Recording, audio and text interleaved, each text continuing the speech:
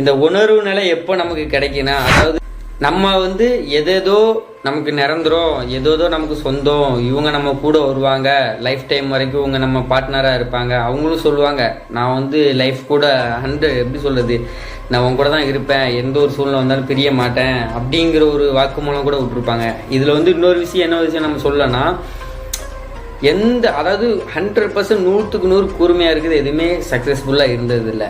அதாவது லவ்வாக இருந்தாலும் சரி, எதுவாக இருந்தாலும் சரி, அதை தாண்டி போகக்கூடிய ஒரு மனப்பான்மையோட ஓகே அப்படிங்கிற அக்செப்ட் பண்ணுற ஒரு பர்சனால் மட்டும்தான் அடுத்த லிஸ்ட் போகும்.